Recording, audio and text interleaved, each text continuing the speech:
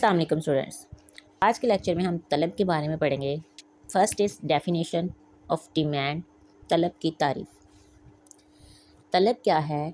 किसी भी चीज़ की, किसी भी शय की वो मिकदार जो कि एक इंसान एक ख़ास मखसूस वक्त पर मखसूस कीमत पर ख़रीदने के लिए तैयार हो, यानी उसके पास क़ुव्वत ख़रीद भी हो और वो उस चीज़ को यानी कि उस चीज़ को ख़रीदने के काबिल भी हो और ख़रीदना भी चाहता हो। ठीक है, तो इस सूरत में हम कहेंगे कि ये एक इंसान की उस चीज़ के बारे में तलब है। ठीक हो गया। तलब क्या होती है? सिर्फ़ किसी चीज़ की ख्वाहिश रखना या किसी चीज़ की ख्वाहिश जो है वो तलब नहीं होती।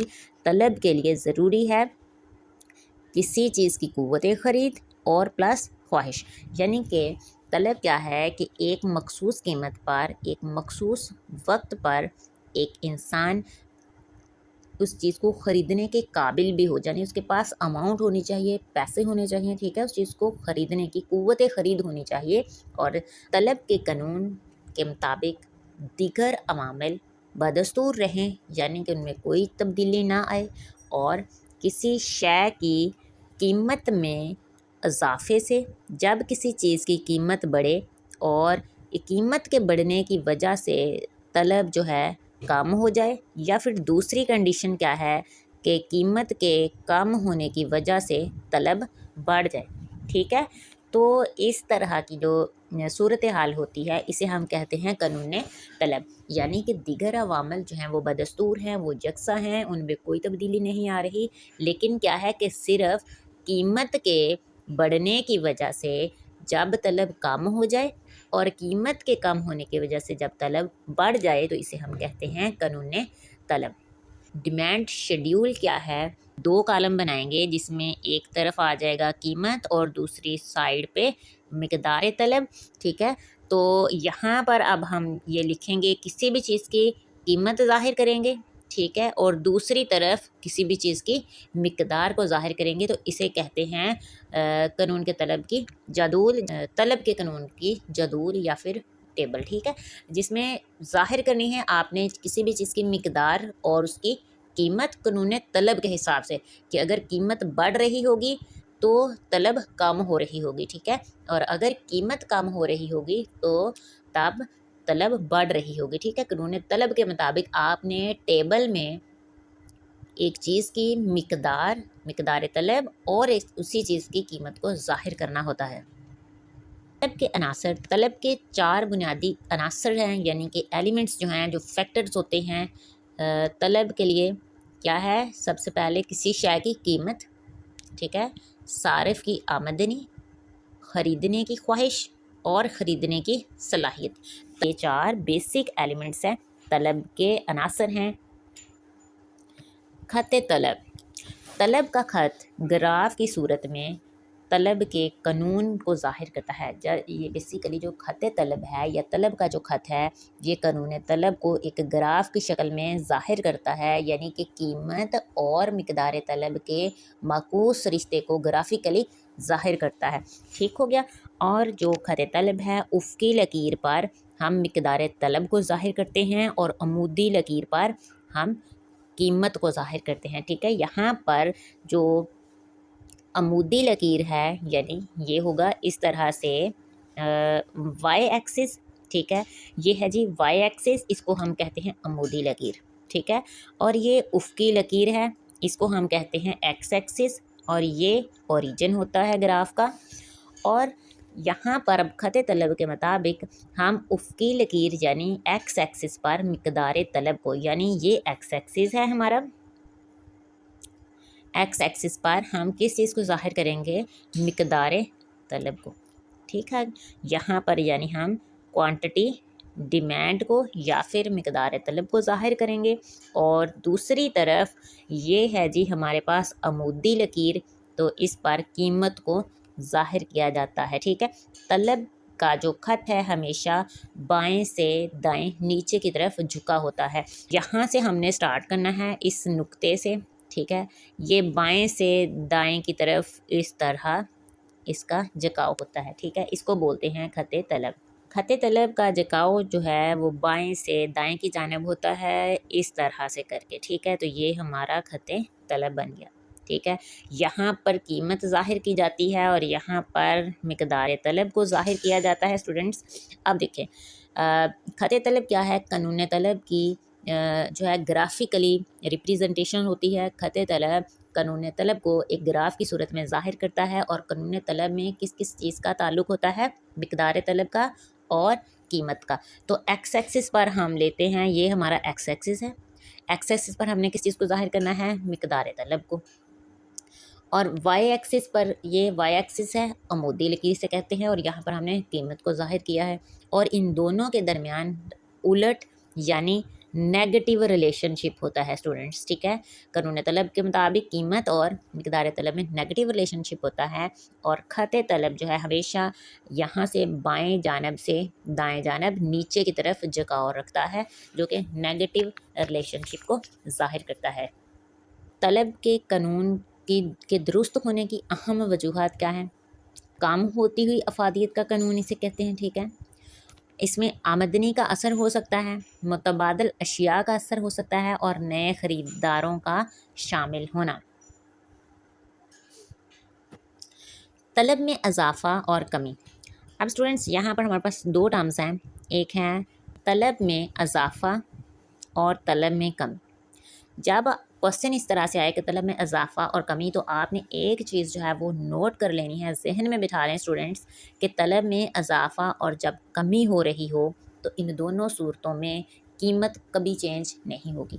कीमत जो है वो साकिन होगी, यानी तलब में इजाफ़ा और तलब में कमी की सूरत जो है, मतलब कि अगर तलब में इजाफ़ा हो रहा है या तलब में कमी हो रही है तो कीमत जो है वो चेंज नहीं होगी, कीमत वही रहेगी स्टूडेंट्स। ये चीज़ आप नोट कर लें, तलब में इजाफ़ा और तलब में कमी की सूरत जब हो रही हो इसमें तलब में कमी या इजाफ़ा, तो कीमत वही रहेगी। लेकिन किसी और वजह से यानी दीगर अवामल की वजह से तलब बढ़ जाए, ठीक है। अब हम इसको किस तरह से देखेंगे कि तलब में इजाफ़ा कीमत साकन रहने पर दीगर अवामल की वजह से या किसी और वजह से तलब बढ़ जाए तो उसे हम कहते हैं तलब में इजाफ़ा। अब वजूहत कौन सी हो सकती हैं, दीगर अवामल कौन से हो सकते हैं? आमदनी अगर एक इंसान की बढ़ जाए तो हो सकता है उसकी तलब में इजाफ़ा हो जाए, आमदनी के बढ़ने की वजह से तलब बढ़ सकती है, और ज़ौक़ या शौक़ में तब्दीली की वजह से तलब में इजाफ़ा हो सकता है। यानी कि दीगर अवामल की वजह से तलब में इजाफ़ा जब हो तो उसे कहते हैं, जब तलब बढ़ जाए तो उसे हम कहेंगे तलब में इजाफ़ा। लेकिन एक चीज़ आपने नोट रखनी है स्टूडेंट कि कीमत जो है वो इधर नहीं बदलेगी। इसी तरह से तलब में कमी क्या होती है कि जब कीमत वही रहे और दीगर अवामल की वजह से जब तलब कम हो तो इसे कहेंगे तलब में कमी। अब इसी तरह से तलब में तोसी और सिकुड़ाव। तोसी यानी कि तलब का फैलना, सिकुड़ाव यानी तलब का सिकुड़ना, ठीक है। तलब का फैलना, फैलाव और सिकुड़ाव, ठीक है। अब एक्सपेंशन यानी किसी चीज़ का एक्सपेंड होना, एक्सपेंड यानी किसी चीज़ का बढ़ जाना, ठीक है, एक्सपेंशन। और कॉन्ट्रैक्शन का मतलब होता है किसी चीज़ का सिकुड़ना, ठीक है। कॉन्ट्रैक्शन यानी किसी चीज़ का कम होना, सिकुड़ना, ठीक है। तो अब यहाँ पर ये जो तब्दीली आएगी तलब का फैलाव और सिकुड़ाव, ये होगा कीमत की वजह से, ठीक है। तलब में इजाफ़ा और तलब में कमी कीमत की वजह से नहीं होगी, दीगर अवामल की वजह से होगी।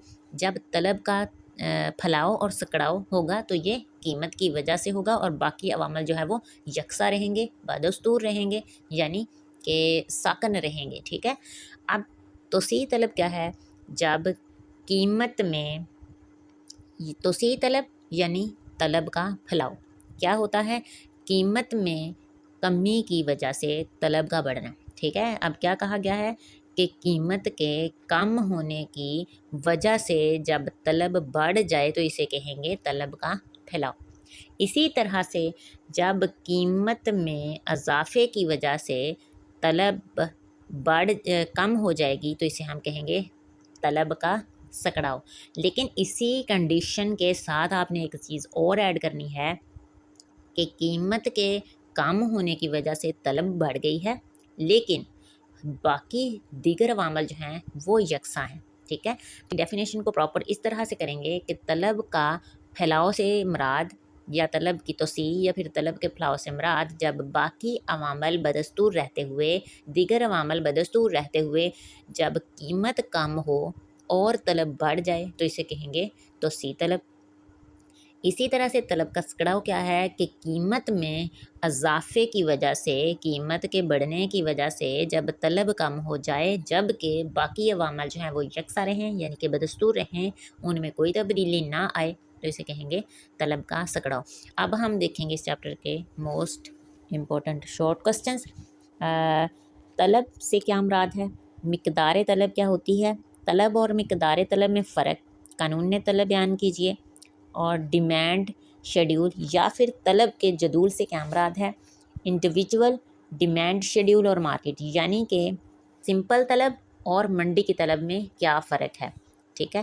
اور طلب کا جو ڈیمانڈ شیڈیول ہے آمدنی میں اضافے سے طلب پر کیا اثر پڑتا ہے؟ اب آمدنی میں اضافے سے طلب پر کیا اثر پڑے گا؟ اوبیسلی آمدنی بڑھے گی تو طلب میں اضافہ ہوگا۔ ذوق اور پسند طلب کو کیسے متاثر کرتے ہیں؟ پاپولیشن یعنی کہ آبادی کی وجہ سے طلب پر اس کا کیا اثر پڑے گا؟ ایکسپیکٹیشنز کیا ہیں؟ طلب کی لچک سے کیا مراد ہے؟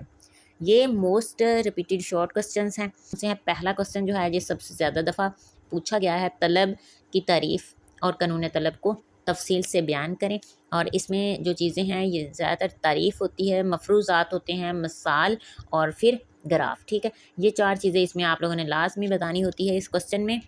اور جیسے کہ طلب کی تعریف تو سب سے پہلے آپ طلب اور قانون طلب دونوں کی ڈیفینیشن بتائیں گے، پھر اس کے بعد اس قانون طلب کے جو مفروضات ہیں وہ لکھیں گے، پھر اس کے بعد قانون طلب کی ایک ایگزامپل، اور پھر لاسٹ پہ اسی ایگزامپل سے متعلق ایک گراف بنا دیں گے۔ کوسچن نمبر 3، خط طلب کے منفی، یہ امپورٹنٹ کوسچن ہے اسٹوڈنٹس کہ کوسچن نمبر 3، خط طلب کے منفی جھکاؤ کی کیا وجوہات ہے؟ یعنی کہ جو خط طلب ہے اس کا جھکاؤ منفی کیوں ہوتا ہے، ٹھیک ہے۔ یعنی کہ خط طلب جو ہے یہ ہمیشہ اس طرح کیوں نظر آتا ہے۔ نیکسٹ کوسچن، قانون طلب کی وضاحت کریں اور اس کی اہمیت بیان کریں۔ وہ عوامل بیان کریں جو طلب کو متاثر کرتے ہیں، ٹھیک ہے۔ تو کون کون سے عوامل ہیں جو طلب کو متاثر کرتے ہیں، جو ایلیمنٹس جو ہے فیکٹر جو ہیں، خط طلب کی جو ہے گراف کی مدد سے وضاحت کریں۔ یہ امپورٹنٹ کوسچن ہے، ڈیمانڈ خط طلب کی گرافیکلی وضاحت۔